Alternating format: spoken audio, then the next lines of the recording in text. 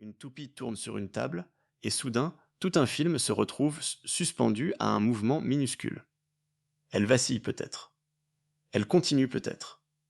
Et pendant que nos yeux restent fixés sur ce petit objet, Inception réussit son dernier coup. Il ne nous demande plus seulement ce qui est vrai dans l'histoire, il nous oblige à sentir pourquoi cette vérité compte autant pour Cobb. Mais avant d'arriver à cette toupie, il faut ouvrir le film couche après couche, comme un rêve qu'on essaie de remonter à l'envers. Inception, sorti en 2010, est écrit et réalisé par Christopher Nolan, avec Leonardo DiCaprio dans le rôle de Dom Cobb, un homme capable d'entrer dans les rêves des autres pour y voler des secrets. À première vue, c'est un thriller de science-fiction avec des braquages, des costumes, des armes, des couloirs impossibles, des villes qui se plient et des règles presque mathématiques. Pourtant, dès les premières minutes, le film installe quelque chose de plus fragile. Derrière la précision du plan, il y a un homme qui ne maîtrise plus son propre esprit. La première image importante n'est pas une machine futuriste. C'est Cobb échoué sur une plage, usé, perdu, presque rejeté par la mer comme un souvenir trop lourd. Des enfants jouent au loin, mais il ne peut pas les atteindre. Cette distance, entre lui et ses enfants, va devenir la blessure secrète du film. On ne comprend pas encore où l'on est, ni pourquoi cet homme semble à la fois vivant et déjà brisé. Et c'est exactement ce que Nolan cherche. Nous placer dans un monde où l'information arrive comme dans un rêve, par fragments, par sensations, par détails qui n'ont pas encore trouvé leur place. Cobb est conduit devant un très vieux Saito. Le visage de Saito porte le poids d'une vie entière, alors que Cobb semble venir d'un autre temps. Sur la table, il y a une toupie, un objet simple, presque enfantin, mais chargé d'une tension étrange. Saito semble la reconnaître, et quand il parle d'un homme qu'il a connu autrefois, le film commence déjà à se replier sur lui-même. Ce que nous regardons n'est pas une ligne droite, c'est une architecture. Puis, Inception nous tire brusquement ailleurs. Une salle élégante, un repas, une conversation d'affaires, une menace qui se cache sous les bonnes manières. Cobb n'est plus l'homme échoué de la plage, il devient un professionnel du vol mental. Face à Saito, il parle avec assurance. Il explique que les secrets les plus précieux ne sont pas dans un coffre, mais dans l'esprit. Et pour les atteindre, il faut entrer là où les défenses rationnelles s'abaissent, dans le rêve. Ce début est essentiel, parce qu'il ne nous donne pas une explication froide du concept. Il nous le fait vivre comme une opération déjà en cours. Cobb et Arthur, son partenaire joué par Joseph Gordon-Levitt, ne sont pas en train de raconter aux spectateurs comment fonctionne leur métier. Ils sont en train de le pratiquer. Leur cible pense discuter dans un lieu sécurisé, mais ce lieu est une construction. Les murs, les papiers, les gestes, la lumière, tout appartient à une illusion partagée. Et le vol n'a pas lieu avec une arme braquée sur quelqu'un. Il a lieu quand une pensée est déplacée sans que la victime comprenne qu'elle a été manipulée. La force de cette première opération, c'est qu'elle expose tout de suite la beauté et le danger du système. Dans un rêve, le décor peut sembler solide. Les émotions peuvent sembler réelles. La peur, la douleur, le désir de protéger un secret, tout fonctionne. Mais le rêve reste instable. Dès que l'esprit repère une anomalie, le monde commence à se défendre. Les projections, ces silhouettes, créées par le subconscient du rêveur, se retournent contre l'intrus. C'est une idée brillante, parce qu'elle transforme la paranoïa en mécanique d'action. Plus Cobb s'approche de ce qu'il veut voler, plus l'esprit attaqué réagit. Et pourtant, la vraie menace ne vient pas d'abord de Saito, elle vient de Mal. Marion Cotillard donne à Mal une présence presque fantomatique. Elle apparaît dans le rêve comme un souvenir qui a appris à saboter. Elle connaît Cobb mieux que n'importe quel ennemi, parce qu'elle vient de lui. Elle n'est pas simplement une adversaire posée sur le chemin du héros. Elle est la preuve que Cobb transporte son propre danger dans chaque mission. Là où Arthur cherche la méthode, là où le plan exige de la précision, Mal introduit la blessure. Elle arrive, elle perturbe, elle attire Cobb vers un passé qu'il n'a jamais vraiment quitté. La première fois qu'on la voit, quelque chose se déplace dans le film. Le cambriolage mental n'est plus seulement un exercice d'intelligence. il devient une zone émotionnelle dangereuse. Mal n'a pas besoin de beaucoup parler pour casser la confiance.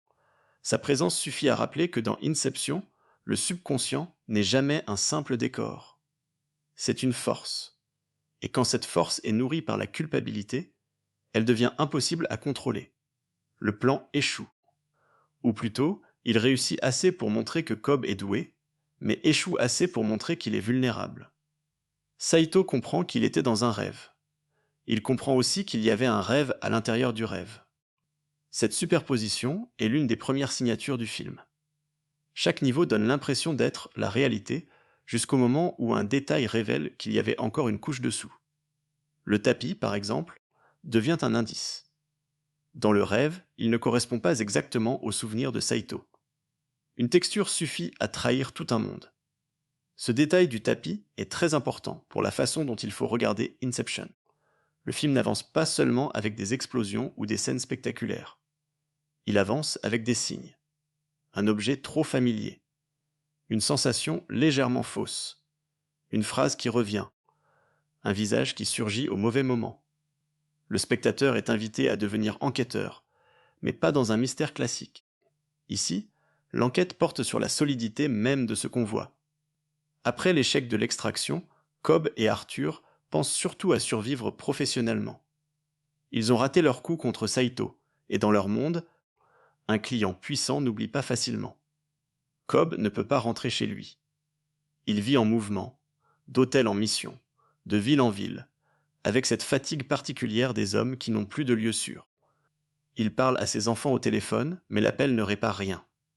Le son de leur voix lui donne juste assez d'espoir pour continuer, et juste assez de douleur pour comprendre ce qu'il a perdu.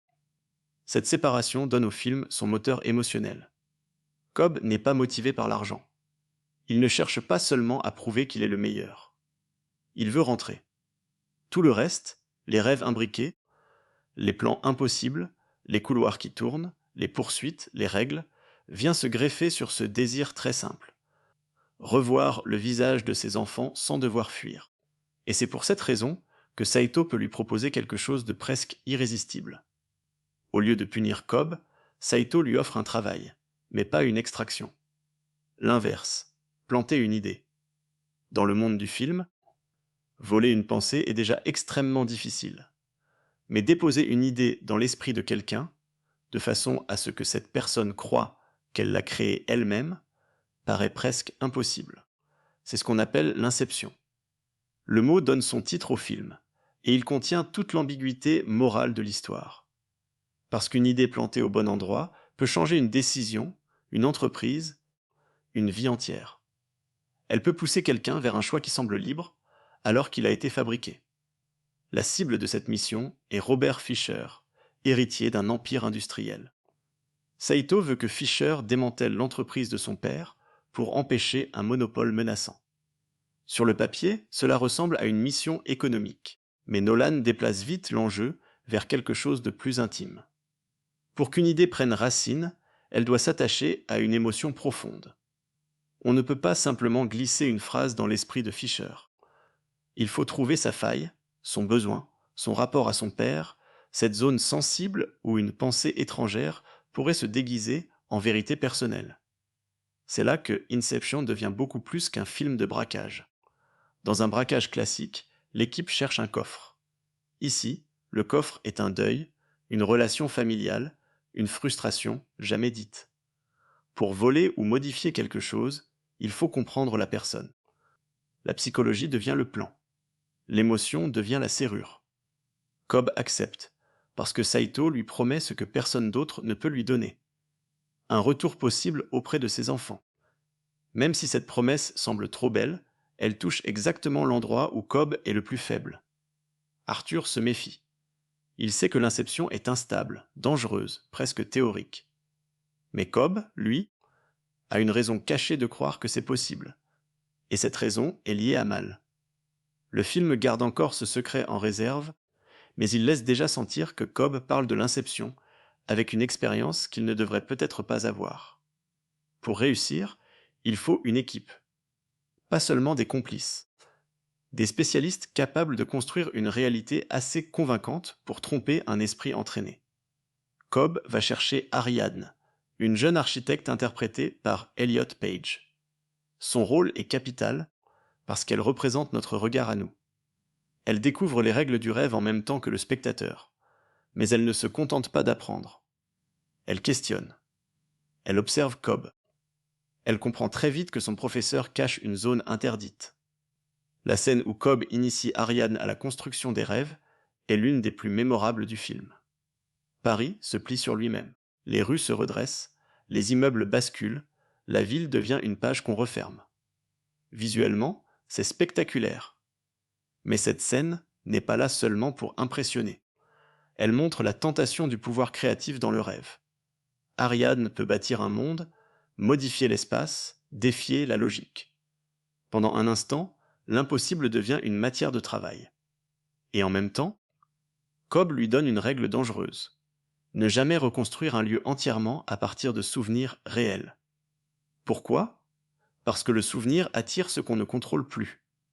Si le rêve devient trop proche du passé, il ouvre une porte au subconscient. Et chez Cobb, cette porte mène toujours à mal. Ariadne le voit presque immédiatement.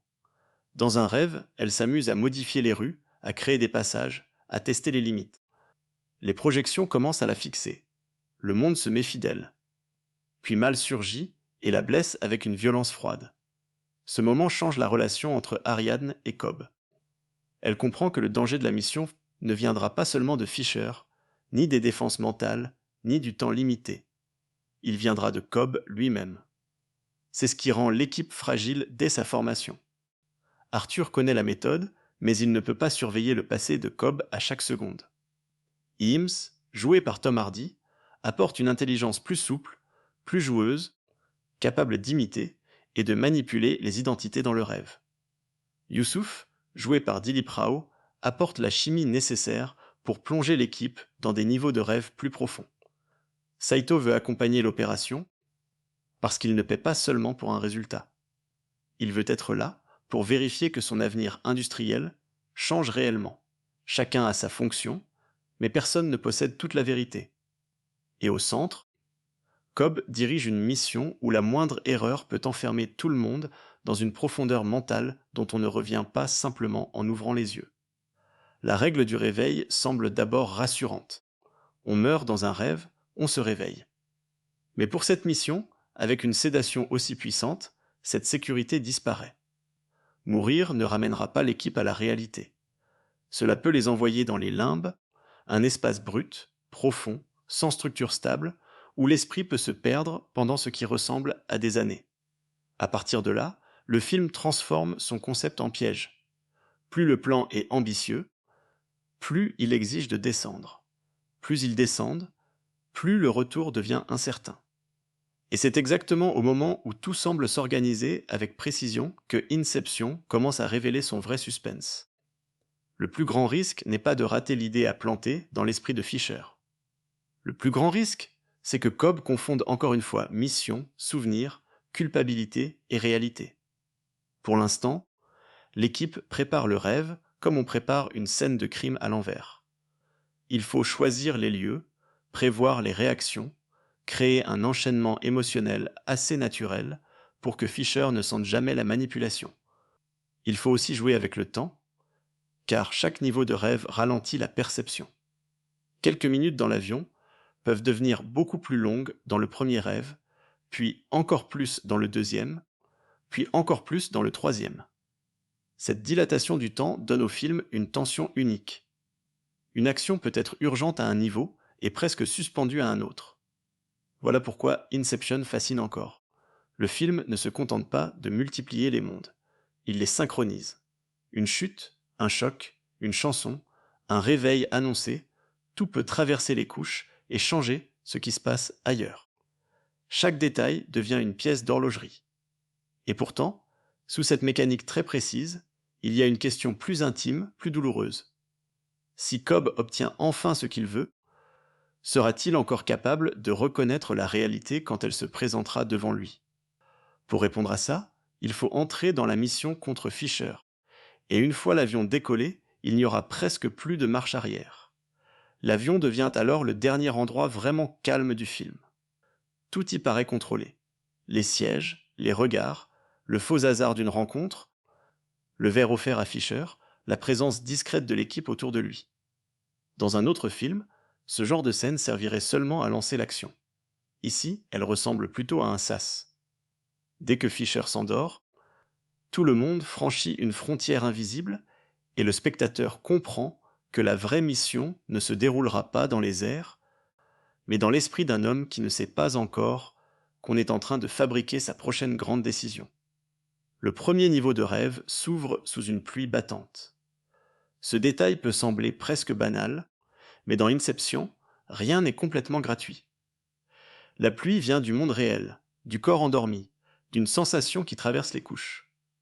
Elle rappelle que même dans un rêve construit, le réel laisse des traces. L'équipe se retrouve dans une ville grise, trempée, nerveuse, avec une circulation dense et une tension immédiate. Il n'y a pas de beauté onirique ici, pas de ville qui se plie, pas de démonstration élégante. C'est un rêve de mission, pratique, sale, instable. Le plan consiste à enlever Fisher et à lui faire croire que des ravisseurs cherchent une combinaison secrète laissée par son père. En réalité, cette fausse menace doit ouvrir une faille émotionnelle. L'équipe veut que Fisher se demande ce que son père lui a vraiment transmis. Pas seulement une entreprise, pas seulement un héritage, une attente, une déception, une blessure. Pour que l'inception fonctionne, l'idée finale doit venir de lui. Il doit croire qu'il choisit seul de se libérer de l'empire paternel. Au début, le kidnapping semble suivre une logique de braquage assez classique. Une voiture, un choc, des masques, une extraction brutale. Mais très vite, quelque chose déraille. Les projections de Fisher ne réagissent pas comme celles d'une cible ordinaire. Elles sont entraînées, armées, organisées. Le subconscient de Fisher a été militarisé contre les intrusions. Cela signifie qu'une autre équipe, ou au moins un autre expert, lui a déjà appris à se défendre contre les voleurs de rêves. Cette révélation change tout. Cobb, Arthur et les autres pensaient manipuler un esprit riche mais vulnérable. Ils découvrent un terrain miné. Les projections ne se contentent plus de regarder les intrus avec suspicion. Elles tirent, poursuivent, encerclent. Et soudain, le rêve devient une zone de guerre. La pluie, les rues, les véhicules, tout se transforme en piège mobile. Le film fait alors quelque chose de très efficace. Il prend une règle abstraite, le subconscient peut se défendre, et la traduit en danger physique immédiat. Saito est touché, et là, la mission perd son confort théorique.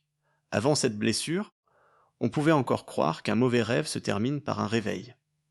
Mais la sédation de Youssouf empêche ce retour simple. Si Saito meurt dans le rêve, il ne se réveillera pas dans l'avion. Il tombera dans les limbes.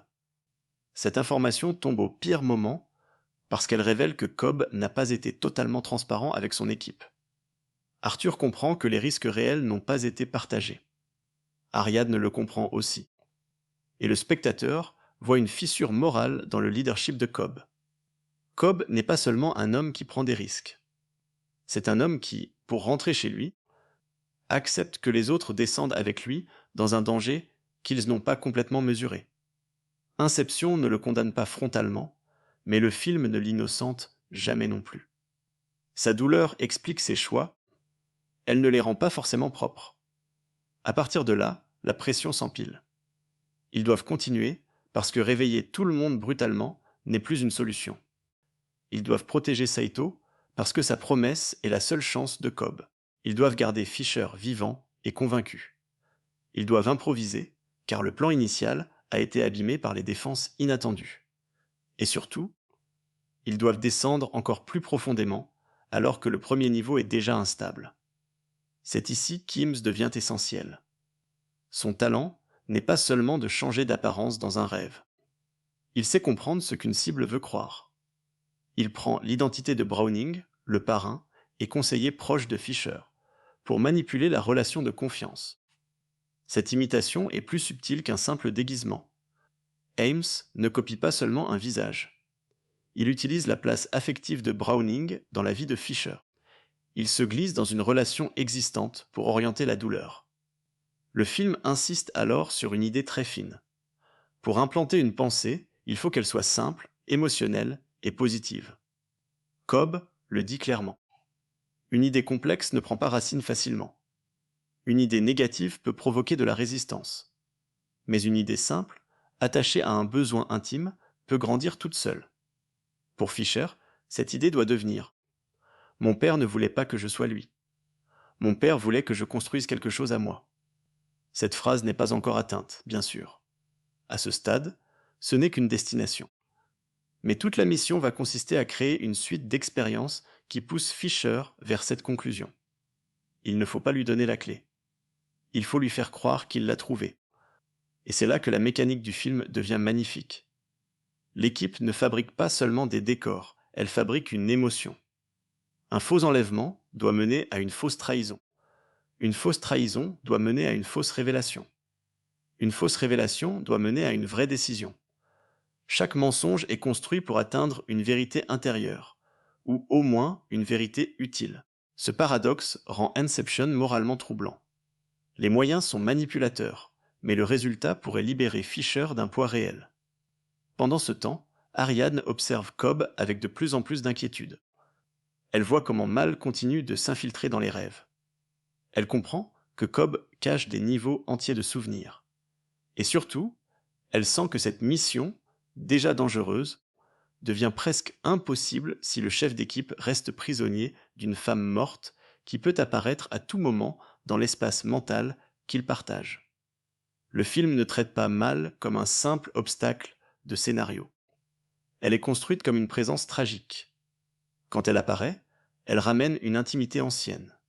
Sa voix n'a pas toujours besoin d'être violente. Parfois, elle attire. Parfois, elle accuse. Parfois, elle propose à Cobb une logique terrible. Et si le monde où il veut retourner n'était qu'un autre rêve? Et si la réalité la plus supportable était celle où elle existe encore? Cette tentation est d'autant plus forte que Cobb n'a pas seulement perdu Mal. Il se sent responsable de sa mort. Le film laisse cette culpabilité grandir lentement, sans tout expliquer trop vite. On comprend d'abord qu'ils ont vécu quelque chose ensemble dans les profondeurs du rêve. On comprend ensuite que Cobb a une connaissance dangereusement personnelle des limbes.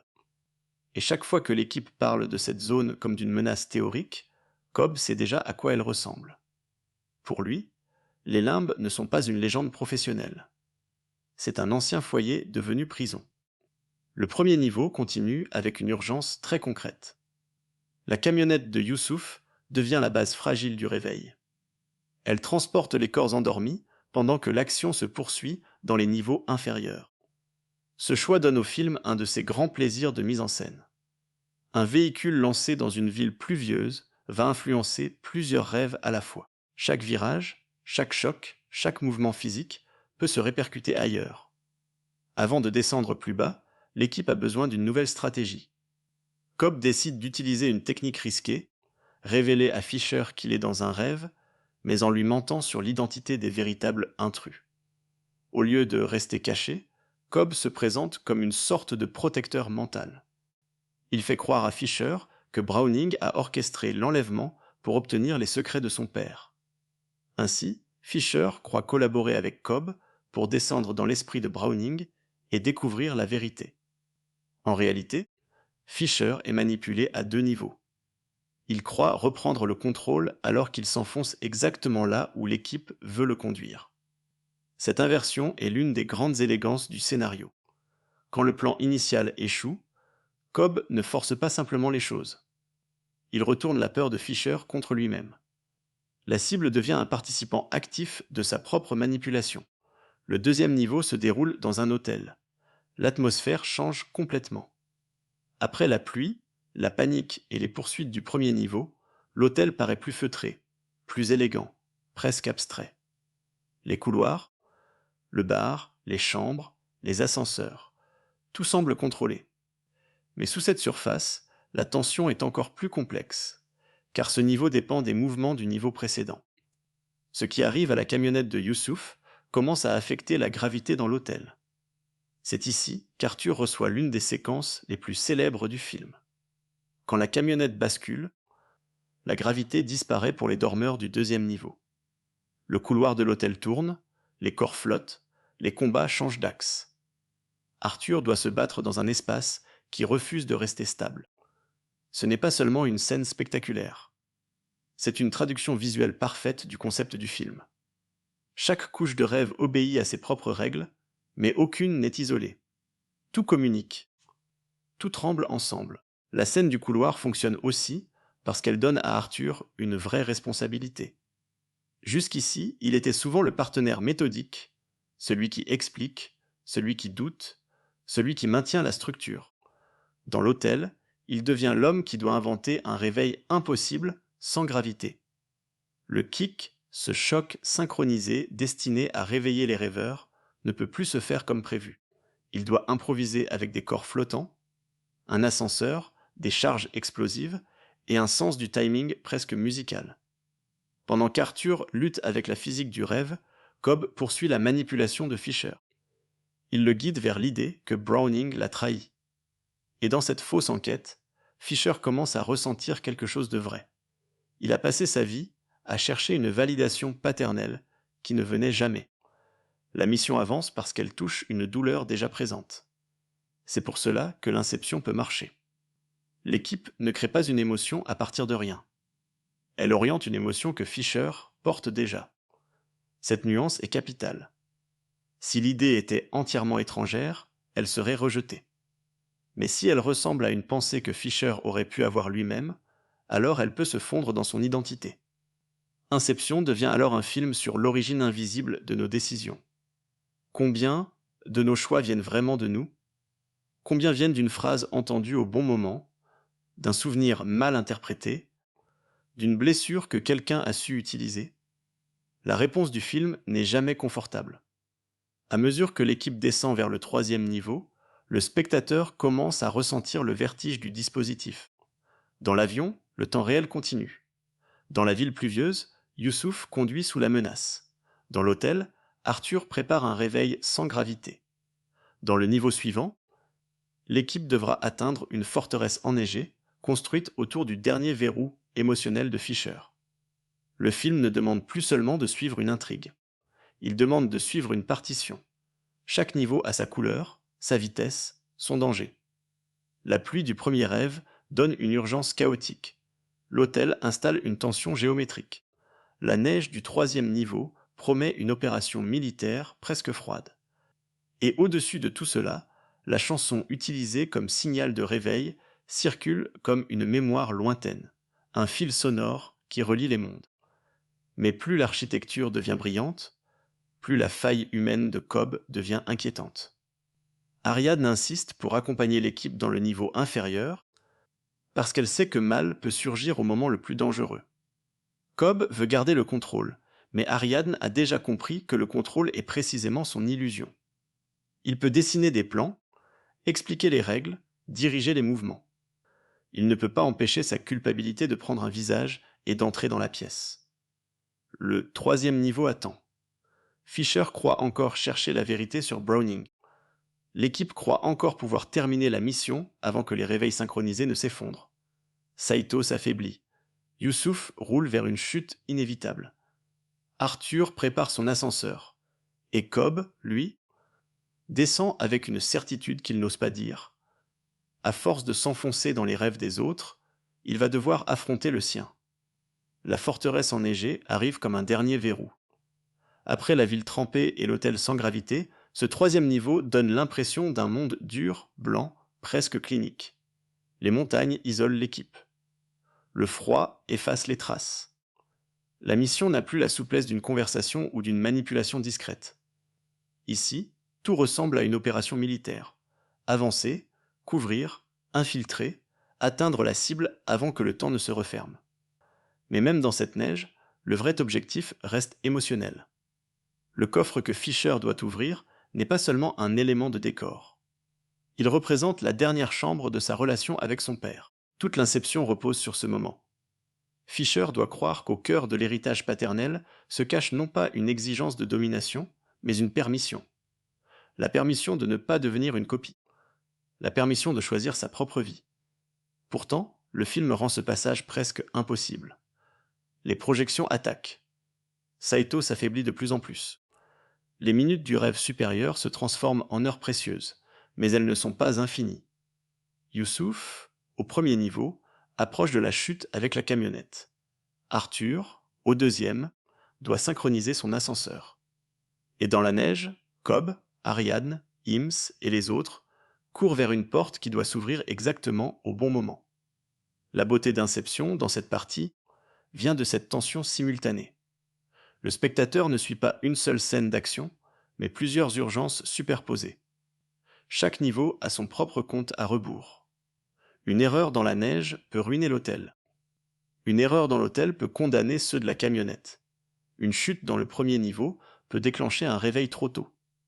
Le film devient une machine où l'émotion de Fisher, la survie de Saito, la culpabilité de Cobb et la physique des rêves doivent tous s'aligner. Et bien sûr, ils ne s'alignent pas. Au moment où Fisher approche de son coffre intérieur, Mal intervient. Elle surgit comme la faille que Cobb n'a jamais réussi à refermer. Ce n'est pas un hasard si elle attaque au seuil du moment décisif. Mal est l'ennemi de toute résolution. Elle empêche Cobb d'avancer, mais elle empêche aussi les autres d'atteindre leurs propres conclusions. Elle est le souvenir qui refuse d'être rangé, la culpabilité qui casse le plan au moment précis où le plan pourrait réussir. Fisher est abattu. L'inception semble morte avec lui. Ce moment est cruel parce qu'il détruit plusieurs couches d'espoir à la fois. Pour Ems, la mission vient d'échouer. Pour Saito, la promesse faite à Cobb s'éloigne. Pour Cobb, le retour à ses enfants redevient presque impossible. Et pour Fisher, ce qui aurait pu devenir une libération personnelle se transforme en interruption brutale.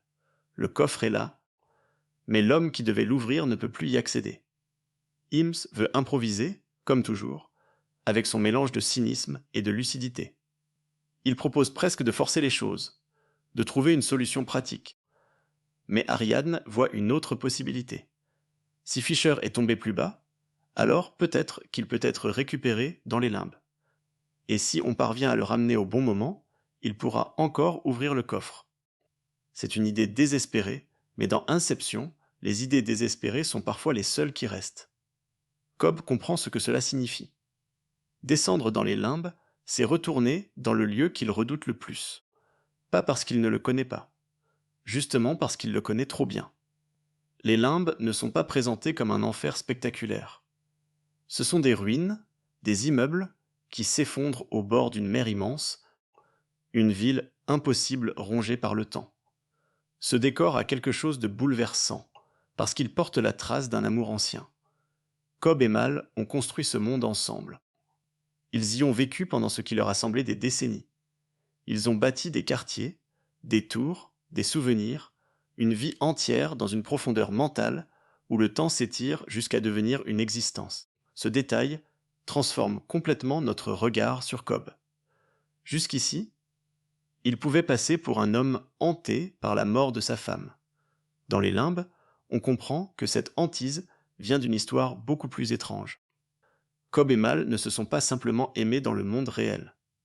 Ils ont partagé un monde créé par eux, un monde où ils ont vieilli ensemble, où ils ont exploré les limites du rêve, où ils ont fini par oublier que ce monde était faux. La tragédie de Mal commence là. À force de vivre dans les limbes, elle a accepté ce monde comme sa réalité. Et quand Cobb a voulu remonter, elle a refusé. Pour elle, partir signifiait abandonner la seule vie qui lui semblait vraie.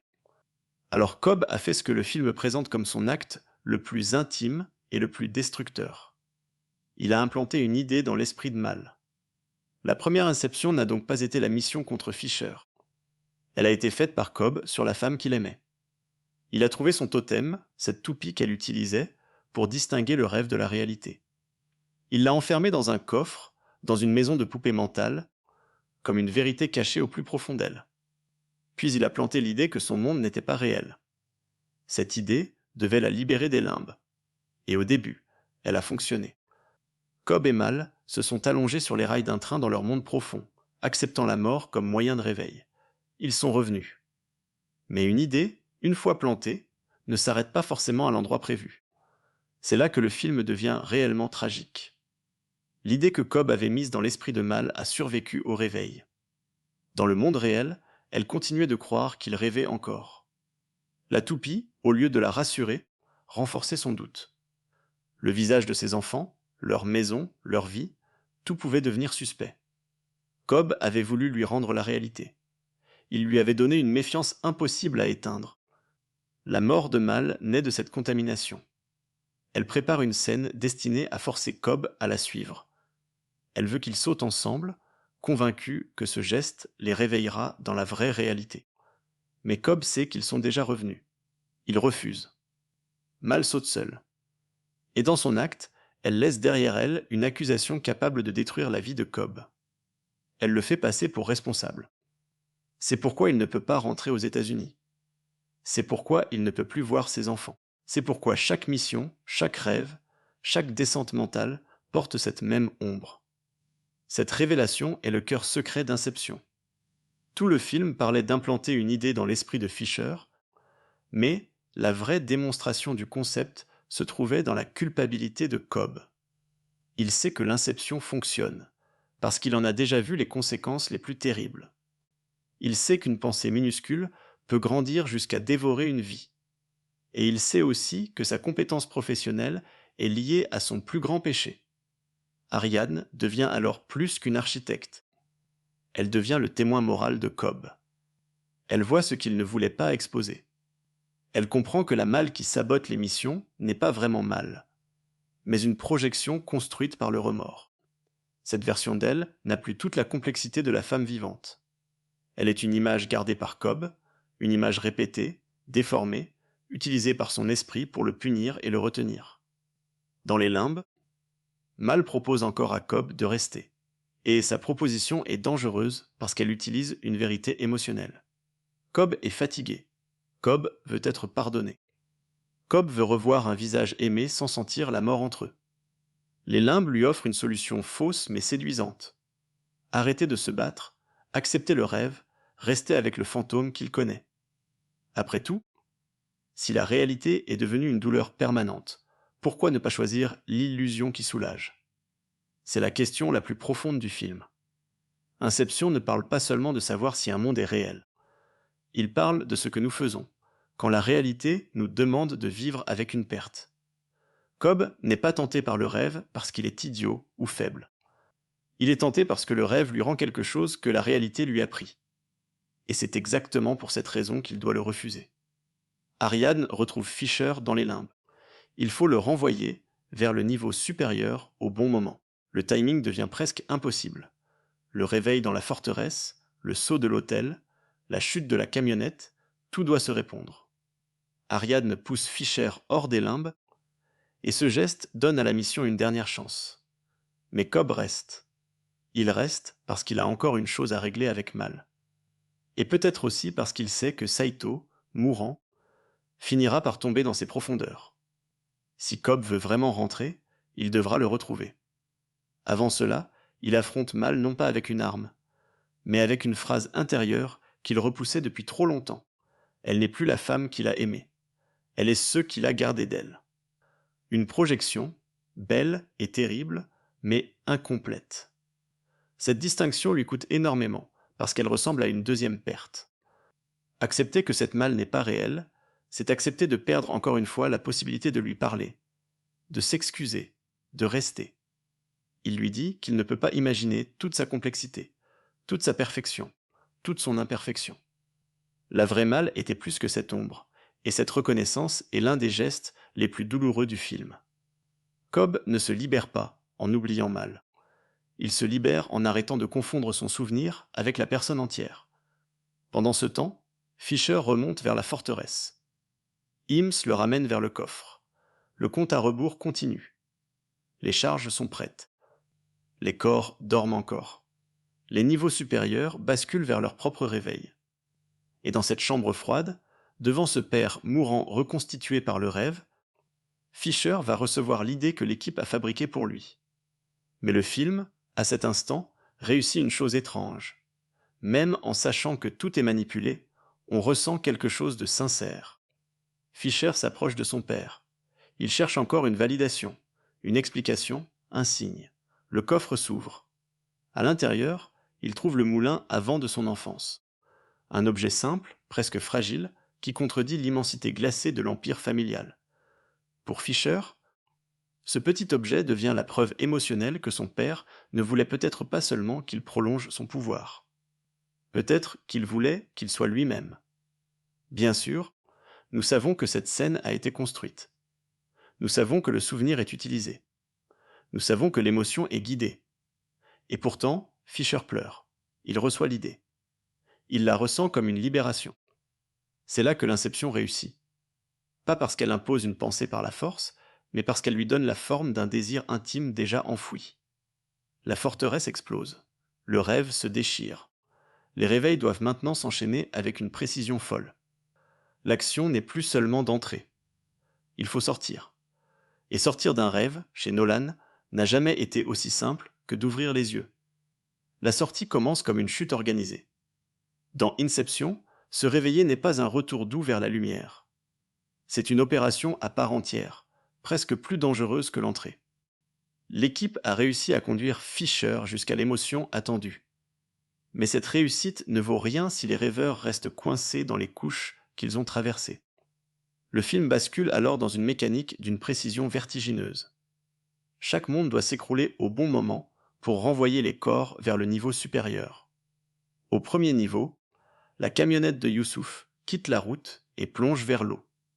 Cette chute, qui durerait seulement quelques secondes dans la réalité du rêve, devient une longue respiration pour les niveaux inférieurs. Au deuxième niveau, Arthur a préparé son ascenseur comme une bombe de réveil. Les corps flottants y sont attachés, regroupés, suspendus dans un espace où la gravité a cessé de faire son travail.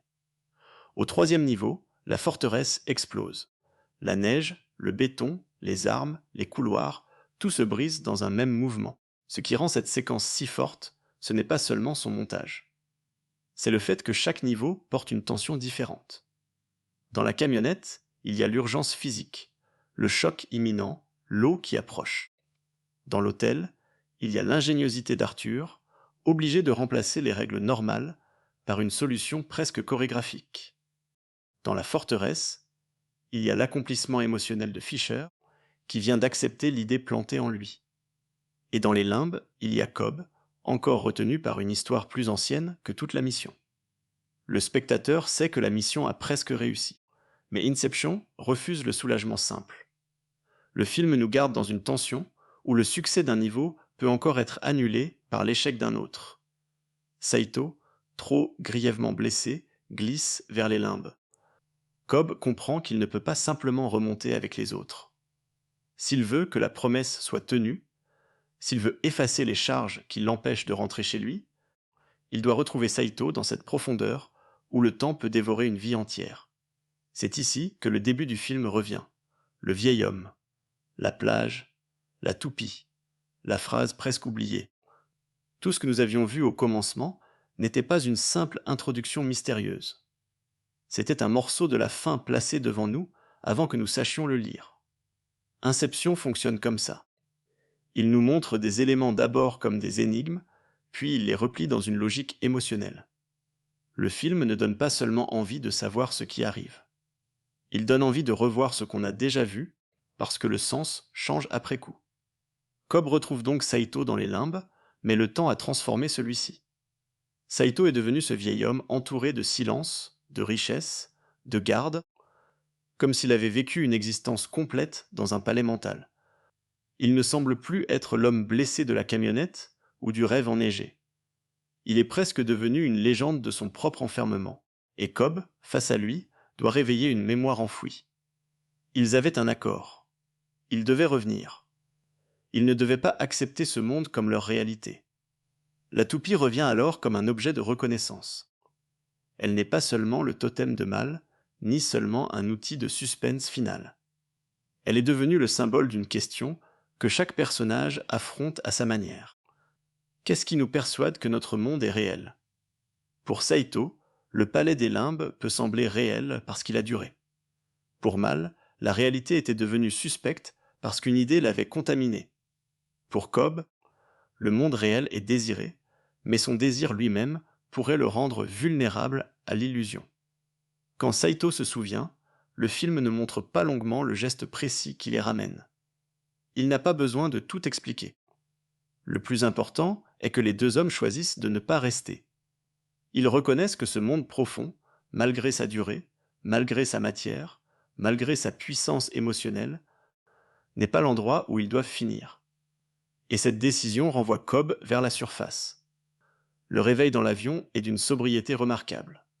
Après les explosions, la neige, l'eau, les couloirs tournants, les limbes et les années mentales, le film revient à des gestes presque minuscules. Des paupières s'ouvrent. Des regards se croisent. Personne ne prononce de grands discours. Les membres de l'équipe reprennent conscience les uns après les autres, dans ce silence étrange des gens qui viennent de partager une expérience impossible, sans pouvoir vraiment la raconter à voix haute. Fisher se réveille aussi. Il ne sait pas qu'il vient d'être manipulé par toute une équipe. Il porte maintenant une idée qu'il croit sienne. La scène avec son père, le moulin à vent, la sensation d'une libération intime, tout cela se dépose en lui comme un souvenir authentique. C'est ce qui rend la victoire de l'équipe si ambiguë. Fisher semble apaisé, peut-être même sauvé d'un héritage écrasant. Mais ce soulagement a été construit par mensonge. Le film ne nous donne jamais une réponse morale confortable. Il nous laisse avec un résultat émotionnellement beau et une méthode profondément intrusive. Saito, lui, se réveille. Son regard vers Cobb suffit à suggérer que la promesse peut être tenue.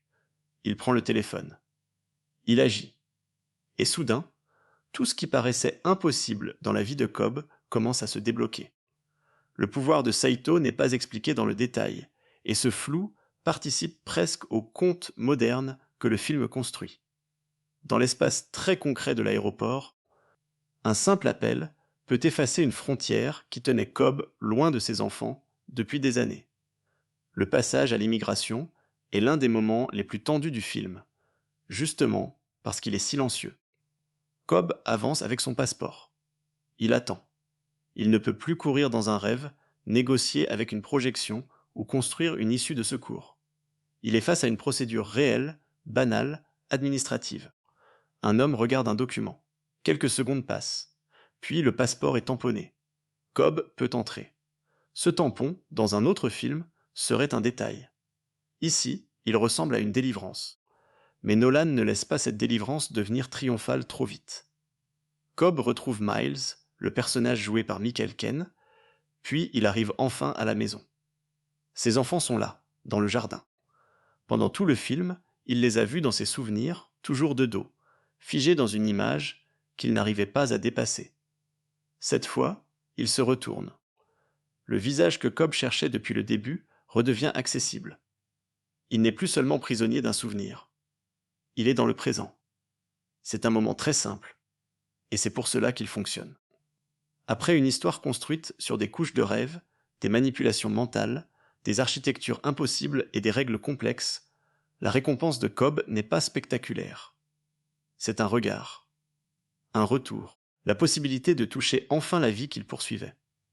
Le film ramène toute sa machine narrative à une émotion familiale extrêmement directe. Et puis, il y a la toupie. Cobb la lance sur la table. C'est devenu son rituel, sa vérification, son dernier lien avec le doute. Mais au lieu d'attendre le résultat, il s'en détourne. Il voit ses enfants, il va vers eux. Pour la première fois, la question du totem semble moins importante que ce qu'il choisit de vivre. La caméra, elle, reste avec la toupie. Elle tourne encore, elle semble légèrement vaciller. Puis l'image coupe. Cette fin est devenue l'une des plus discutées du cinéma populaire moderne, parce qu'elle refuse de satisfaire une demande très humaine. Dites-nous si c'est réel. Le spectateur veut une confirmation. Il veut savoir si Cobb est vraiment rentré chez lui ou s'il est encore dans un rêve. Le film donne assez d'indices pour nourrir les deux lectures. Mais il retire la preuve au dernier instant. Et ce retrait n'est pas une simple astuce. Il oblige chacun à comprendre ce qu'il cherchait vraiment dans la fin. Si la toupie tombe, Cobb est dans la réalité. Il retrouve ses enfants. La mission a fonctionné. Saito a tenu parole. Le film se termine sur une libération.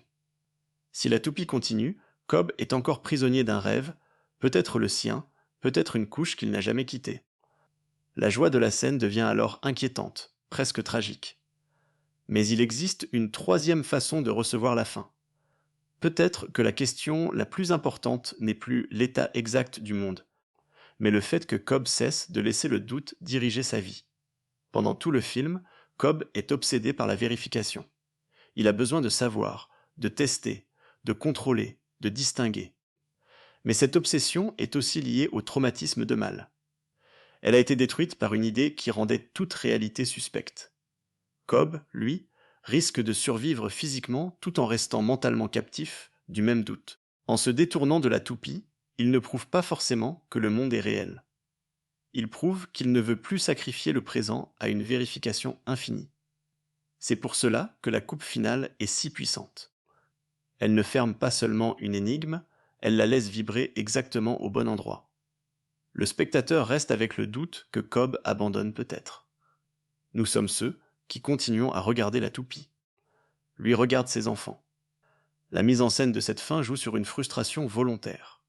Dans beaucoup d'histoires, le dernier plan sert à stabiliser le sens. Ici, il l'instabilise. Il transforme la salle entière en espace de débat. On repense aux enfants, à leurs vêtements, à leurs âges, aux totems, aux rêves, aux règles, aux souvenirs. On cherche une preuve dans les détails.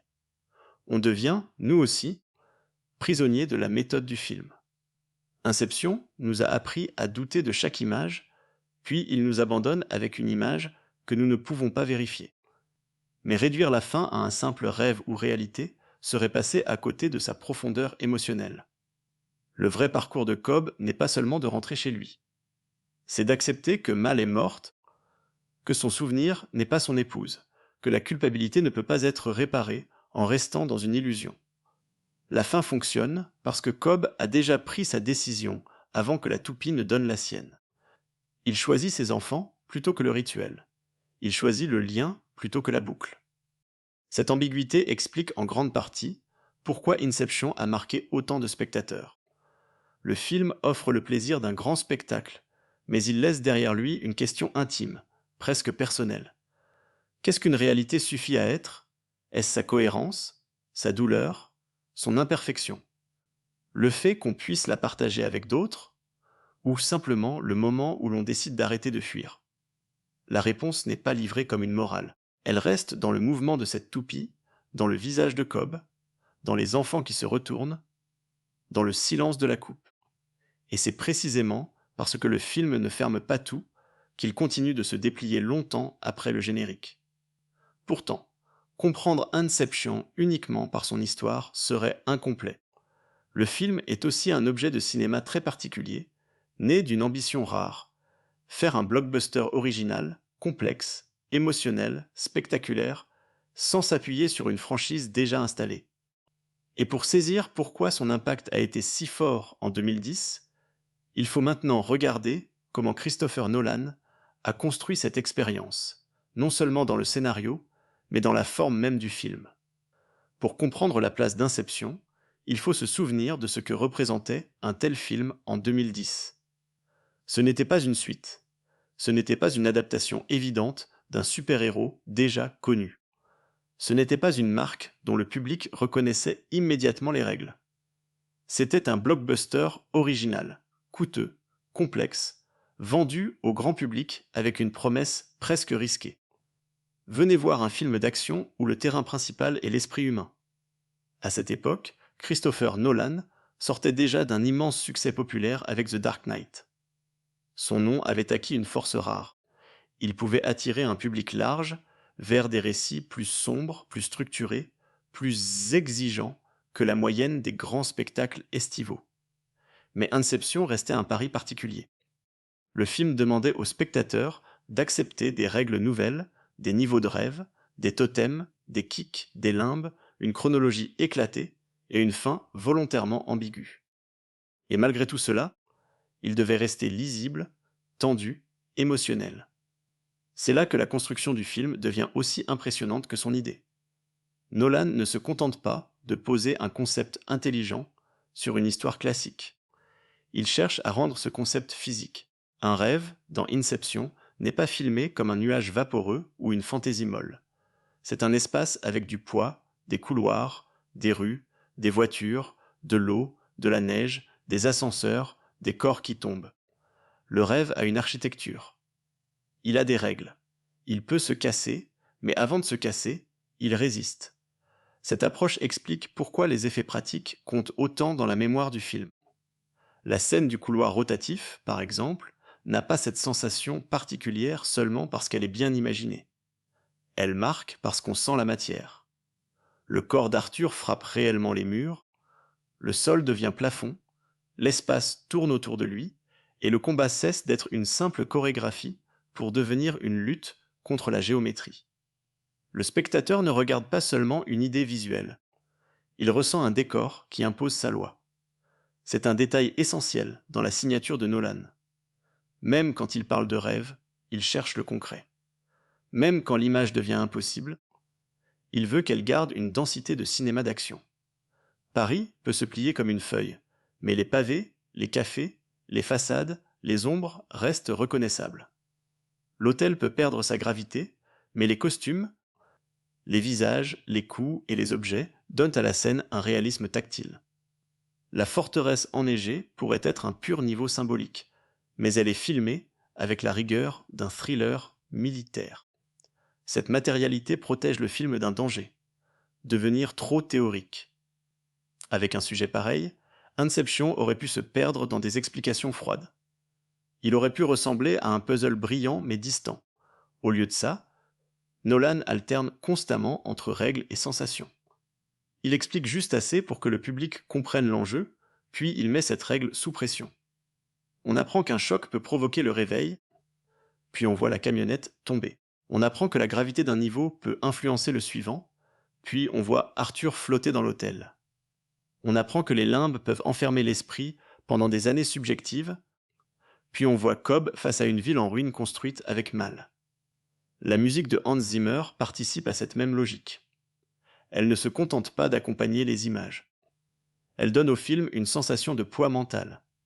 Les cuivres, les nappes graves, les montées lentes, cette impression que le son lui-même s'étire dans le temps, tout semble correspondre à la dilatation des rêves. Le fameux signal musical utilisé dans le récit devient aussi une idée de mise en scène. Une chanson peut être ralentie, transformée, étendue, comme si le son traversait les couches du subconscient. Et puis, il y a cette puissance presque industrielle du thème principal, cette manière de faire sentir qu'une pensée minuscule peut avoir une force énorme. Inception est un film sur les idées, mais sa musique ne les traite pas comme des choses légères. Une idée, ici, pèse comme une porte blindée. Elle peut ouvrir une vie ou la détruire. Elle peut sauver Fisher de l'ombre de son père. Elle peut pousser Mal vers la mort. Elle peut permettre à Cobb de rentrer ou le maintenir dans une boucle. Le casting joue aussi un rôle important dans l'équilibre du film. Leonardo DiCaprio arrive avec une intensité très précise. Il sait jouer les hommes brillants qui ont l'air de se décomposer de l'intérieur. Son Cobb est compétent, parfois froid, parfois manipulateur, mais il porte constamment une fatigue. Même quand il explique les règles, même quand il dirige une mission, on sent une fissure sous la surface. Il n'est jamais totalement dans le présent. Une partie de lui écoute encore une voix venue d'un étage plus bas. Joseph Gordon-Levitt, en Arthur, apporte l'inverse. La tenue, le calme, la méthode. Arthur donne au film une colonne vertébrale logique. Quand tout devient instable, sa présence rappelle qu'il existe encore une technique, un plan, une discipline. Tom Hardy, avec Eames, allège la mécanique sans la rendre superficielle. Il apporte une souplesse, une ironie, une manière de comprendre que l'identité dans un rêve peut devenir un outil de théâtre. Ken Watanabe donne à Saito une élégance dangereuse. Il est à la fois client, menace, partenaire et clé du retour de Cobb. Ariadne, elle, est indispensable parce qu'elle empêche le film de devenir uniquement un exercice de spécialiste. Elle pose les questions que le spectateur doit poser. Elle entre dans le monde de Cobb avec curiosité, mais elle refuse d'être seulement fascinée. Elle voit le problème moral. Elle voit Mal. Elle voit que l'architecture la plus dangereuse n'est pas celle qu'elle dessine pour Fisher, mais celle que Cobb a laissée se construire dans sa culpabilité. Quant à Marion Cotillard, son rôle est difficile parce que Mal doit exister sur 2 niveaux à la fois. Elle doit être assez séduisante pour que l'on comprenne pourquoi Cobb peut être attiré vers elle, et assez inquiétante pour que chaque apparition mette la mission en danger. Mais elle doit aussi rester tragique. Mal n'est pas seulement l'image d'une épouse perdue. Elle est le résultat d'un amour, d'une erreur, d'une idée qui a mal survécu au réveil. Cette complexité rend ces scènes plus douloureuses que de simples interruptions de suspense.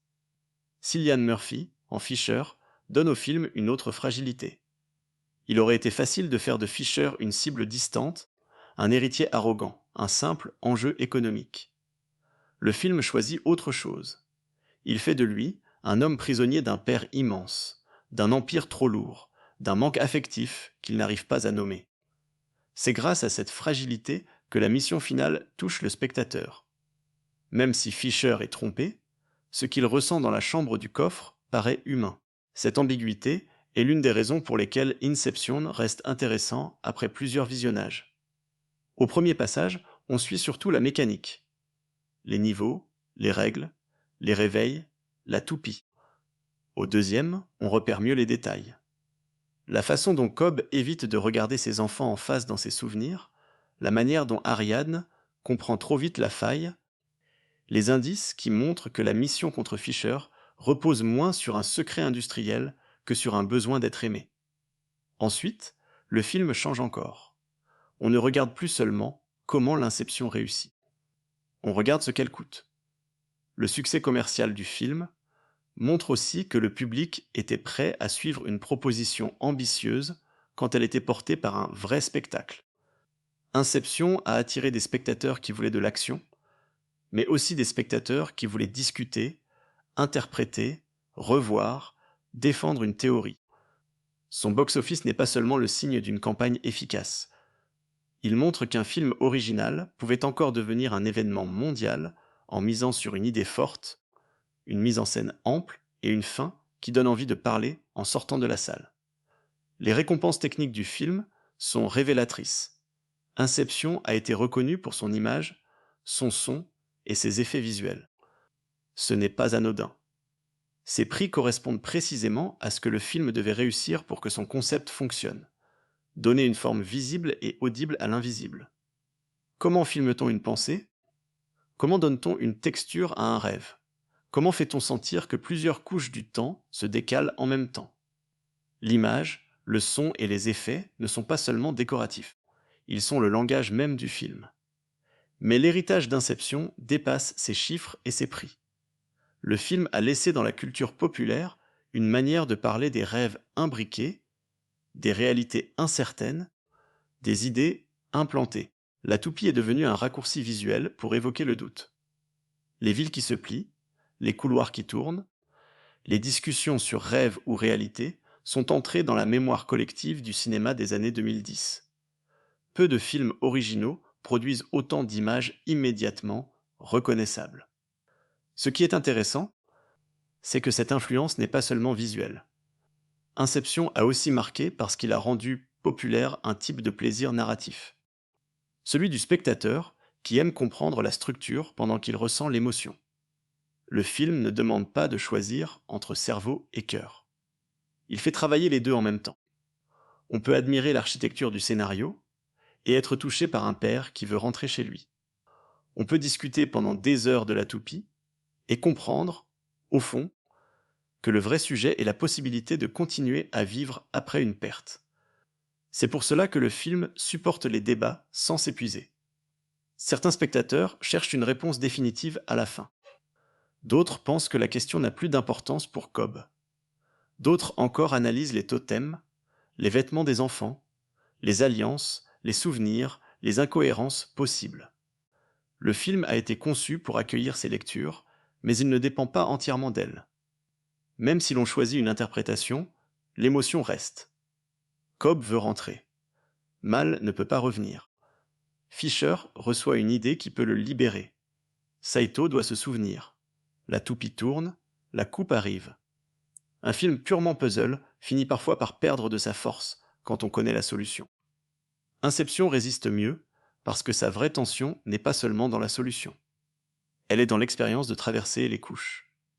Même en connaissant la fin, on peut ressentir l'angoisse de la camionnette qui tombe, la beauté étrange de Paris replié, l'élégance du combat sans gravité, la tristesse des limbes, la douceur presque suspecte du retour à la maison. Le film ne fonctionne pas uniquement par surprise. Il fonctionne par construction. Et cette construction reflète son sujet. Le scénario est lui-même une architecture. Chaque information est une pièce. Chaque règle sert plus tard. Chaque niveau de rêve correspond à un état de pression. Chaque personnage occupe une fonction. Mais les meilleurs d'entre eux dépassent cette fonction par une blessure ou une énergie propre. Le film parle de bâtir un monde pour y déposer une idée, et c'est exactement ce qu'il fait avec le spectateur. Il construit une expérience entière pour nous laisser une pensée. La réalité ne se prouve pas toujours par un objet qui tombe. Parfois, elle se choisit dans ce à quoi l'on accepte enfin de revenir. C'est peut-être là que se trouve la réussite la plus profonde d'Inception. Derrière sa réputation de film compliqué, il raconte une histoire très claire. Un homme a détruit la femme qu'il aimait en essayant de la sauver. Puis, il doit apprendre à ne plus vivre avec son fantôme. La mission contre Fisher est spectaculaire, mais elle sert aussi de miroir. Fisher doit sortir de l'ombre de son père. Cobb doit sortir de l'ombre de Mal. Les deux hommes reçoivent, chacun à leur façon, une possibilité de séparation. Fisher ne saura jamais que son moment de libération a été fabriqué. Cobb, lui, sait très bien que sa libération doit passer par une vérité douloureuse. Il ne peut pas refaire le passé. Il ne peut pas convaincre Mal. Il ne peut pas effacer l'idée qu'il a plantée. Il peut seulement reconnaître que la projection qu'il appelle depuis les profondeurs n'est plus l'amour, mais la culpabilité déguisée en amour. Et quand on regarde le film sous cet angle, la toupie finale cesse d'être un simple piège pour spectateurs curieux. Elle devient le dernier test de notre propre regard. Sommes-nous capables de laisser Cobb retrouver ses enfants sans exiger une garantie absolue? Ou sommes-nous, comme lui pendant tout le film, condamnés à chercher une preuve, encore une preuve, toujours une preuve? Inception ne répond pas à notre place. Il laisse tourner l'objet. Puis il coupe. Et cette coupe, brutale et élégante, continue de faire son travail longtemps après la fin, parce qu'elle plante dans notre esprit une petite idée impossible à ignorer. Peut-être que le rêve le plus puissant n'est pas celui qui nous trompe, mais celui qui nous pousse à demander ce que nous appelons vraiment la réalité. Cette petite idée reste parce qu'Inception ne se limite jamais à son mécanisme. Beaucoup de films à concept donnent au spectateur une règle, puis la répètent jusqu'à l'épuisement. Celui-ci fait autre chose. Il transforme chaque règle en question humaine. Le totem sert à vérifier le monde, mais il révèle surtout la peur de se tromper. Le rêve sert à voler une information, mais il devient un endroit où les blessures prennent forme. Le temps ralenti permet de construire du suspense. Mais il raconte aussi la manière dont un regret peut durer beaucoup plus longtemps qu'un événement réel. C'est pour cela que les détails du film ont une telle importance. Le spectateur peut regarder Inception comme une grande machine narrative, mais il peut aussi le regarder comme une série de petites fissures. Cobb refuse souvent de parler de Mal avec précision. Il ne regarde pas ses enfants en face dans ses souvenirs. Il contrôle les rêves des autres, mais il évite les pièces les plus profondes de sa propre mémoire. Ces détails ne sont pas de simples indices pour résoudre une énigme. Ils décrivent un homme qui survit en compartimentant sa douleur.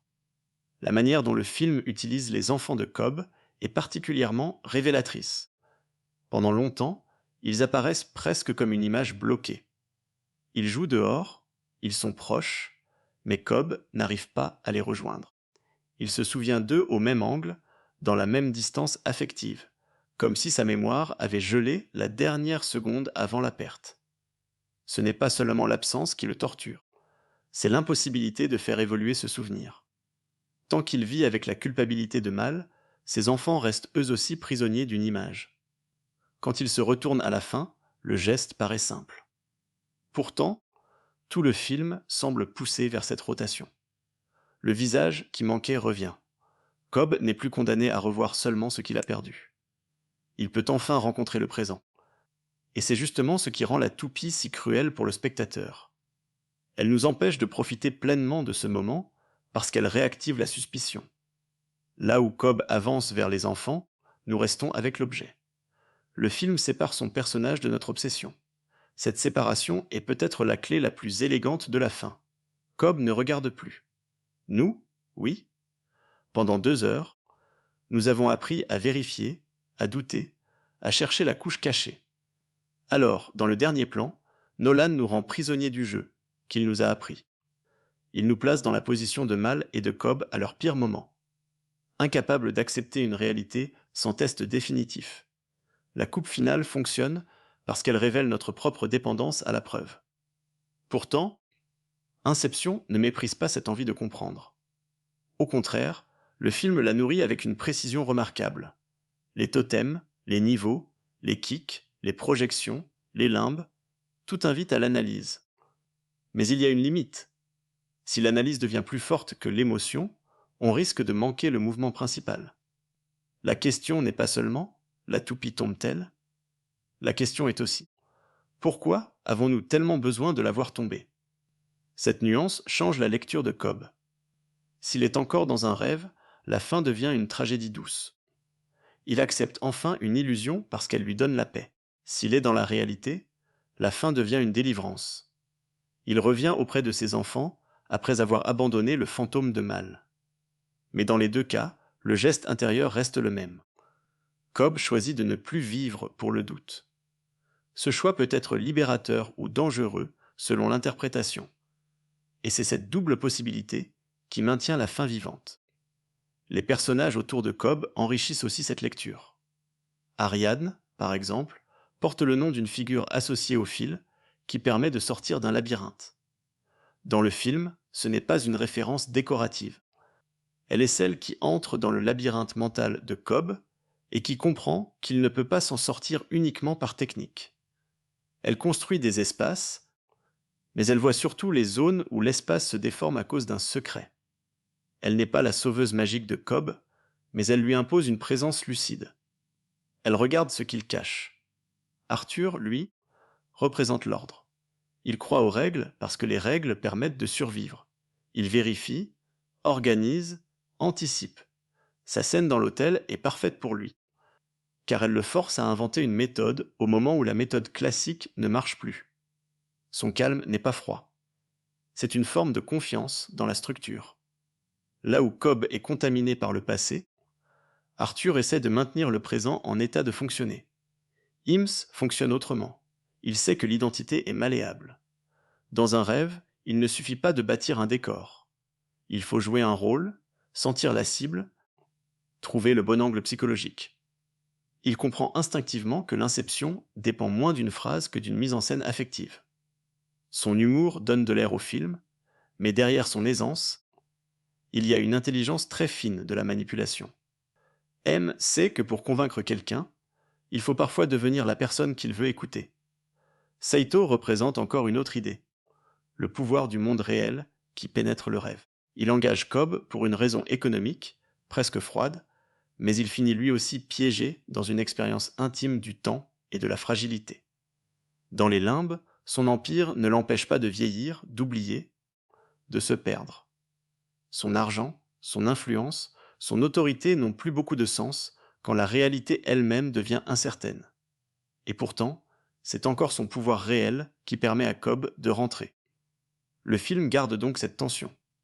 Les rêves sont immenses, mais le monde extérieur conserve ses conséquences. Fisher est peut-être le miroir le plus discret de Cobb. Les deux hommes sont prisonniers d'une figure familiale. Fisher vit sous l'ombre d'un père qu'il croit déçu. Cobb vit sous l'ombre d'une épouse morte qu'il croit avoir détruite.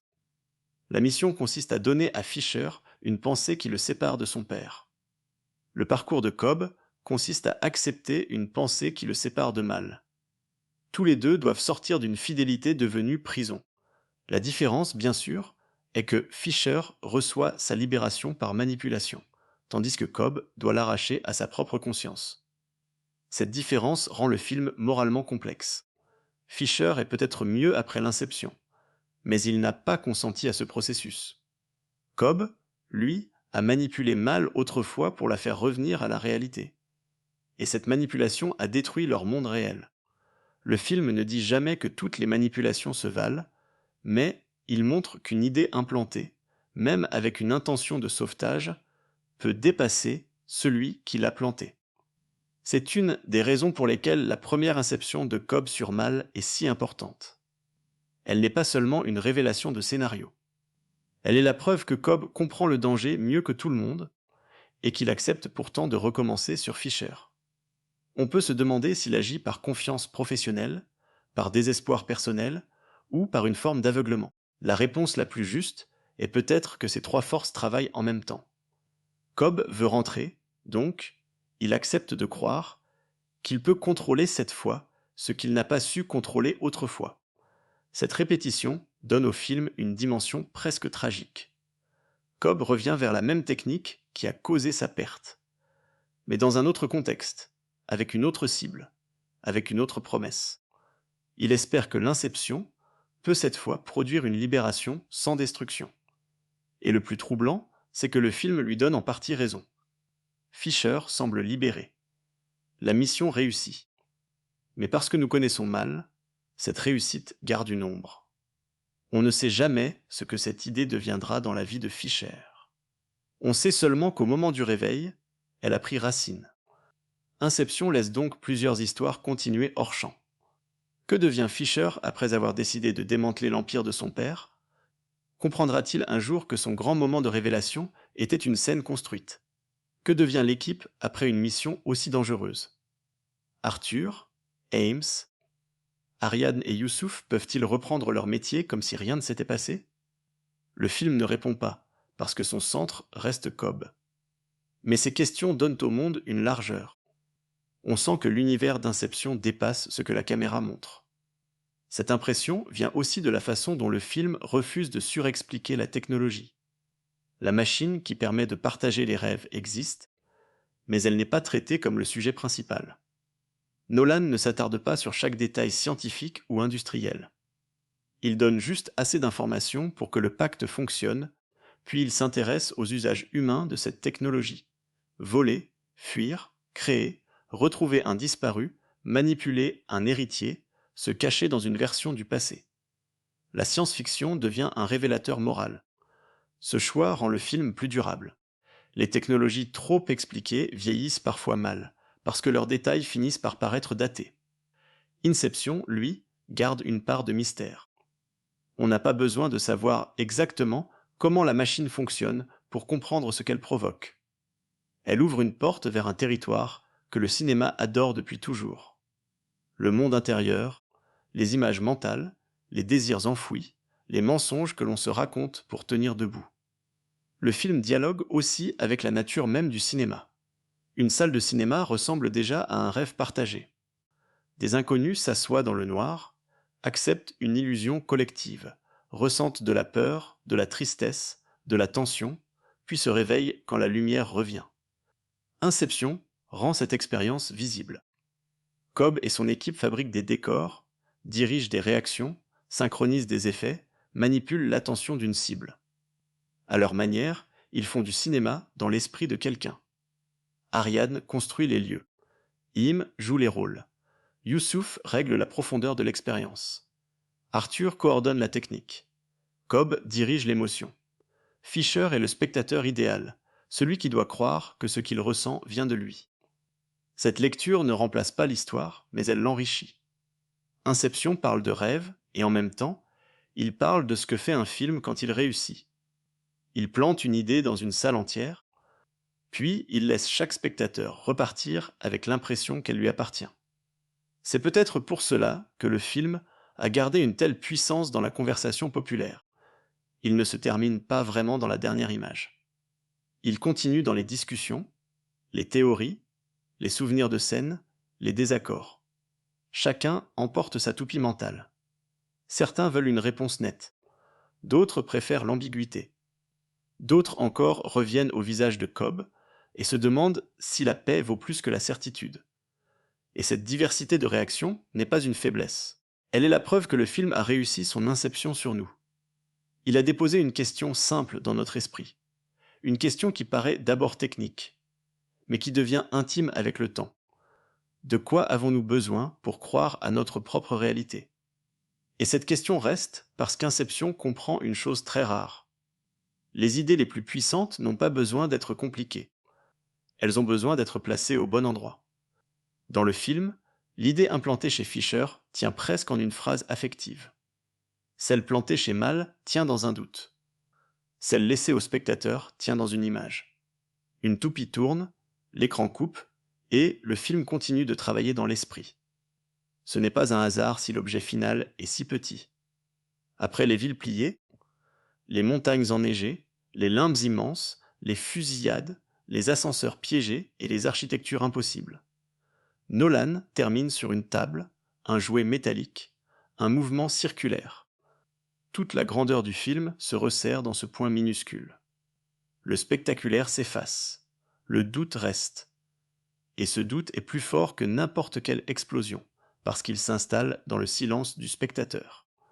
Pourtant, si l'on écoute vraiment le parcours de Cobb, la fin n'est pas seulement une provocation. Elle ressemble aussi à une forme de guérison imparfaite.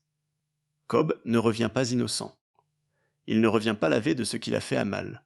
Il ne reçoit pas une absolution magique. Mais il arrive à un endroit où son amour ne se confond plus avec sa culpabilité. Il peut enfin laisser le souvenir de Mal redevenir un souvenir, et non une prison vivante qui sabote chaque rêve. Cette nuance rend le personnage plus humain. Cobb n'est pas un héros pur. Il ment, il cache des informations, il manipule Fisher, il expose son équipe à des dangers immenses. Mais il est aussi un homme brisé qui cherche une sortie. Le film ne nous demande pas simplement de l'admirer. Il nous demande de comprendre comment une douleur peut pousser quelqu'un à devenir brillant, dangereux, injuste et profondément vulnérable en même temps. Mal, de son côté, reste l'une des présences les plus tragiques du film, parce qu'elle existe surtout à travers ce que Cobb a gardé d'elle. La vraie Mal a disparu avant que l'histoire principale commence. Ce que nous voyons, c'est une mémoire blessée, une version reconstruite, répétée, obsédante. Et cela touche à quelque chose de très intime. Quand quelqu'un meurt, ce qui reste en nous n'est jamais la personne complète. C'est un montage de souvenirs, de regrets, de phrases, d'images, parfois de reproches. Cobb doit apprendre à distinguer l'amour de cette reconstruction mentale. Fisher, lui, reçoit une consolation qu'il ne saura jamais artificielle. C'est peut-être l'un des gestes les plus troublants du film. Nous voulons que sa scène avec le moulin à vent soit vraie, parce qu'elle soulage une blessure visible. Nous voulons croire qu'il peut sortir de l'ombre de son père. Mais nous savons aussi que cette libération a été fabriquée. Inception nous place donc devant une émotion sincère née d'un mensonge. Et cette contradiction est beaucoup plus intéressante qu'une réponse morale simple. Le film demande alors, sans discours, si une vérité émotionnelle peut sortir d'une manipulation. Fisher croit comprendre son père. Peut-être se trompe-t-il. Peut-être que l'équipe lui a seulement donné le récit dont il avait besoin pour vivre autrement. Mais dans la vie réelle aussi, nos souvenirs ne sont pas toujours des archives parfaites. Ils se transforment, se réorganisent, prennent sens après coup. Inception pousse cette idée jusqu'au thriller. Si quelqu'un contrôle la mise en scène de votre mémoire, contrôle-t-il votre liberté? C'est ici que le film garde toute sa modernité. À l'époque de sa sortie, il impressionnait par son concept visuel. Avec le recul, il frappe encore plus par sa réflexion sur l'influence. Une idée peut venir d'une conversation, d'une image, d'une peur, d'un film, d'un rêve. Elle peut sembler minuscule au départ, puis changer la façon dont on interprète toute sa vie. Inception transforme cette réalité invisible en aventure spectaculaire. Mais son intuition reste très proche de nous. Nous sommes faits d'idées dont nous ne connaissons pas toujours l'origine. Cette dimension explique aussi pourquoi le film donne autant envie d'être revu. Un premier visionnage suit l'urgence. Un deuxième cherche les indices. Un troisième observe les émotions cachées dans la mécanique. On découvre alors que le vrai labyrinthe n'est pas seulement dans les rêves imbriqués. Il est dans la manière dont le film mêle action, deuil, culpabilité, manipulation et désir de retour. Les niveaux de rêve deviennent presque les niveaux d'un traumatisme. Plus Cobb descend, plus il se rapproche de ce qu'il refuse de regarder. Ariadne sert de fil, mais Cobb doit marcher lui-même. Arthur tient la structure, mais il ne peut pas réparer la blessure. Ames sait jouer les identités, mais il ne peut pas enlever à Cobb son vrai visage. Saito peut ouvrir la frontière administrative, mais il ne peut pas décider à la place de Cobb ce qui est réel pour lui. Chaque personnage aide à faire avancer la mission, mais la dernière porte reste intérieure. Et c'est pour cela que le retour aux enfants est si fort. La scène n'a pas besoin d'une grande déclaration. Elle n'a même pas besoin de nous montrer la toupie tomber. Elle repose sur un geste de regard. Cobb choisit de tourner son attention vers eux. Il arrête de donner tout son pouvoir au doute. Ce choix ne règle pas toutes les questions du spectateur, mais il règle quelque chose en lui. Après avoir passé tout le film à descendre, il accepte enfin de revenir. Inception est donc un film de casse, un film de science-fiction, un thriller mental, un drame de deuil et un grand spectacle de mise en scène. Mais au fond, il avance vers une émotion très simple, le besoin de rentrer. Rentrer chez soi, bien sûr. Rentrer auprès de ses enfants. Mais aussi rentrer dans une réalité qu'on peut habiter sans être constamment attiré par le passé. Cobb a vécu trop longtemps dans des pièces fermées de sa mémoire. À la fin, il ouvre la porte du jardin. La toupie continue peut-être. Elle tombe peut-être. Le film refuse de nous donner ce confort. Mais il nous donne autre chose, une image qui force à choisir notre propre lecture. Certains verront une libération, d'autres une illusion, d'autres une question volontairement insoluble. Toutes ces lectures existent parce que le film a construit son dernier plan comme un rêve partagé, assez précis pour être analysé, assez ouvert pour survivre à l'analyse. C'est là que Cinéma déplié trouve tout son sens avec un film comme celui-ci. Inception ne se raconte pas seulement en suivant son intrigue. Il se déplie. On commence par une mission impossible, puis on découvre une histoire de culpabilité. On commence par des rêves, puis on trouve une réflexion sur la réalité. On commence par un homme qui veut rentrer, puis on comprend qu'il doit d'abord quitter un tombeau intérieur. Chaque couche change la précédente. Et quand le générique arrive, il reste cette sensation étrange. Nous avons peut-être vu un puzzle, mais nous avons surtout traversé une blessure. Les décors impossibles, les règles de rêve, les effets visuels, les scènes d'action et la musique immense servaient tous à nous conduire vers ce petit instant final, presque domestique, où un père cesse de regarder un objet tourner et regarde enfin ses enfants. Peut-être que la toupie tombe juste après la coupe. Peut-être qu'elle ne tombera jamais. Mais le vrai mouvement final n'est pas dans le métal. Il est dans Cobb. Pour la première fois depuis longtemps, son regard ne descend plus vers le doute. Il va vers la vie qui l'attend. Et c'est peut-être pour cela qu'Inception continue de hanter autant de spectateurs. Le film ne nous laisse pas seulement avec une énigme. Il nous laisse avec une expérience que l'on reconnaît confusément. Cette peur de se tromper, ce besoin de preuve, cette tentation de rester avec les fantômes, et ce moment fragile où il faut malgré tout avancer. Une idée a été plantée. Elle tourne encore. Et si Inception continue de tourner dans nos têtes, c'est aussi parce que le film ne s'épuise pas quand on connaît son secret. Beaucoup de récits à twist perdent une partie de leur force une fois la surprise révélée. Ici, c'est presque l'inverse. Plus on sait où le film va, plus on remarque comment il y va. La première scène avec Saito n'est plus seulement mystérieuse. Elle devient une promesse tenue. Les apparitions de Mal ne sont plus seulement inquiétantes. Elles deviennent les symptômes d'un deuil qui n'a jamais été accepté. Les explications sur les rêves ne sont plus seulement des règles de scénario. Elles deviennent des avertissements. C'est ce qui donne au film une richesse particulière. Inception peut être regardé pour son intrigue, mais il récompense surtout l'attention portée au mouvement intérieur. Le regard de Cobb, par exemple, raconte souvent plus que ses paroles. Quand il parle de rentrer chez lui, son visage ne porte pas seulement l'espoir. Il porte une sorte de peur. Comme s'il savait que rentrer ne suffirait peut-être pas, si quelque chose en lui restait bloqué dans les limbes. Il veut retrouver ses enfants, mais il doit d'abord redevenir quelqu'un capable de vivre avec eux dans le présent. Cette idée rend le film moins froid qu'on ne le dit parfois.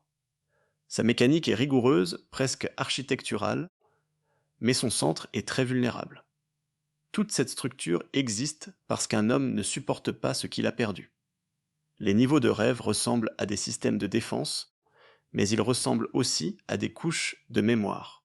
Plus Cobb descend, plus il s'approche d'une vérité qu'il a cachée sous des méthodes, des règles et des missions. La science-fiction sert alors à rendre visible un phénomène profondément humain. La manière dont on enterre une douleur, puis dont cette douleur remonte au pire moment.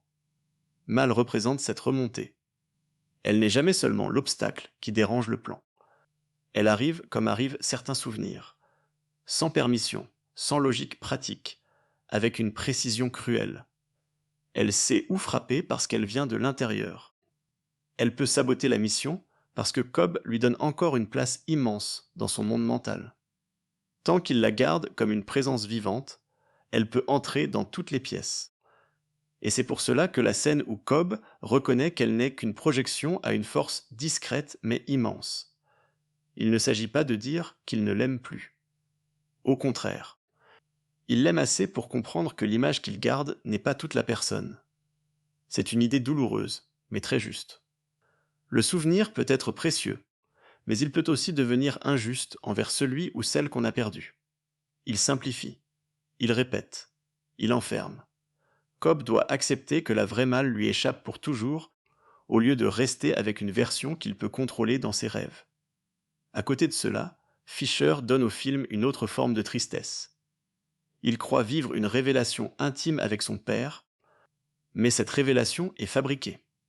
Pourtant, on ne peut pas la rejeter entièrement comme fausse, parce qu'elle répond à un manque réel.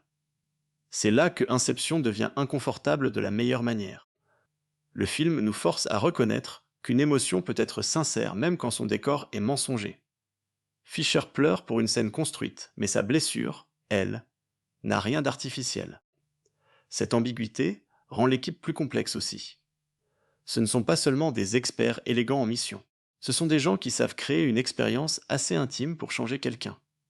Leur compétence est fascinante, mais aussi inquiétante. Ariadne construit des espaces où l'esprit va se perdre. Eames joue avec la confiance de Fisher. Arthur transforme le chaos en système. Youssouf donne la profondeur chimique nécessaire pour que tout devienne possible. Cobb, lui, orchestre la blessure. Ensemble, ils font un travail brillant, mais ce travail consiste à pénétrer dans l'endroit le plus privé d'un être humain. Le film ne transforme jamais cette intrusion en simple divertissement innocent. Même quand la mission réussit, une question demeure, avait-il le droit? Saito veut empêcher une domination industrielle. Cobb veut revoir ses enfants. Fisher semble peut-être libéré. Les raisons existent. Elles sont compréhensibles. Mais le moyen reste violent d'une manière invisible. Inception ne nous impose pas une condamnation simple, mais il ne nous permet pas non plus de regarder cette victoire sans malaise. C'est peut-être pour cela que la fin devait rester ouverte.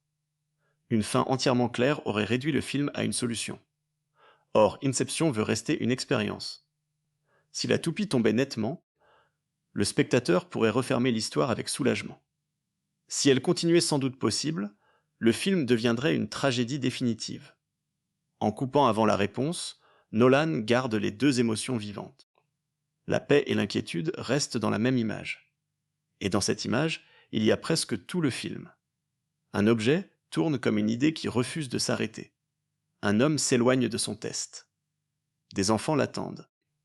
La maison ressemble à un refuge, mais le montage nous interdit d'être complètement tranquille. Le cinéma, ici, ne donne pas seulement une scène à regarder. Il crée une position mentale. Nous sommes exactement là où le film veut nous laisser, entre l'envie de croire et le besoin de vérifier. Cette position explique la longévité d'Inception. Les spectateurs n'en sortent pas seulement en disant qu'ils ont vu des rêves spectaculaires. Ils en sortent avec une question qu'ils peuvent reformuler pendant des années. La réalité est-elle ce qui peut être prouvé, ce qui résiste, ce qui fait mal, ce qui nous relie aux autres, ou ce que nous acceptons enfin d'habiter? Le film ne donne pas une définition. Il met plusieurs réponses en tension. C'est aussi un film qui respecte l'intelligence du public sans lui refuser l'émotion. Il ne simplifie pas tout, mais il ne se cache pas non plus derrière l'obscurité. Les règles sont répétées quand il le faut. Les enjeux sont incarnés par des scènes. Les idées abstraites deviennent des images très lisibles. Un train qui surgit dans une rue, une ville qui se replie, un couloir qui tourne, une toupie qui vacille. Même quand on ne comprend pas immédiatement toute la structure, on comprend la sensation. On comprend la panique d'un monde qui n'est plus stable. On comprend la fatigue d'un homme qui ne sait plus où poser sa confiance. Et c'est pour cela que le film reste accessible malgré sa réputation de complexité. Au fond, il raconte une chose que chacun peut reconnaître. La difficulté de quitter ce qui nous hante. Cobb ne doit pas seulement sortir d'un rêve. Il doit sortir d'une version de lui-même qui ne vit plus que dans la faute. Fisher ne doit pas seulement ouvrir un coffre. Il doit sortir d'une relation au père qui l'écrase. Saito ne doit pas seulement tenir une promesse. Il doit se souvenir qu'un monde entier peut être faux, même s'il a duré très longtemps. Chacun doit se réveiller d'une prison différente. Le plus beau, peut-être, c'est que le réveil n'efface pas tout. Il ne répare pas mal. Il ne rend pas Cobb innocent. Il ne transforme pas la manipulation de Fisher en acte pur. Il ne répond pas à toutes les théories. Il laisse des cicatrices, des zones grises, des questions. Mais c'est justement cette imperfection qui donne au film sa force humaine. Une fin trop propre aurait trahi l'histoire. Inception parle d'esprits blessés, et les esprits blessés ne se referment pas comme des dossiers. Alors, quand on repense au film, on ne se souvient pas seulement de son concept. On se souvient d'une sensation de vertige. Chaque niveau descendait plus bas, mais chaque descente rapprochait aussi d'une vérité plus nue. Sous le braquage mental, il y avait un deuil. Sous le spectacle, une culpabilité. Sous le puzzle, un père qui voulait simplement revoir ses enfants. Sous la toupie, une décision. Arrêter de demander au doute la permission de vivre. C'est pour cela que cette dernière image ne cesse pas d'exister après l'écran noir. Elle continue parce qu'elle n'appartient plus seulement à Cobb. Elle appartient au spectateur. Chacun y projette sa propre manière de croire, de douter, de lâcher prise ou de contrôler. Et peut-être que c'est cela, la plus grande inception du film. Nous faire croire que nous discutons d'un objet qui tourne, alors que nous parlons en réalité de notre rapport à la certitude, à la perte, au souvenir et au présent. Inception reste donc un film qui se déplie longtemps. Pas seulement parce qu'il est ingénieux, pas seulement parce qu'il est spectaculaire, mais parce qu'il comprend que les rêves les plus dangereux ne sont pas toujours ceux que l'on fait en dormant. Ce sont parfois ceux que l'on construit pour ne pas affronter une vérité. Cobb a bâti des mondes entiers pour rester près de Mal. À la fin, il n'a plus besoin d'un monde entier. Il a besoin d'un jardin, de 2 enfants, et d'un regard qui ne revient pas vers la toupie. L'objet tourne encore dans notre mémoire. Mais Cobb, lui, avance.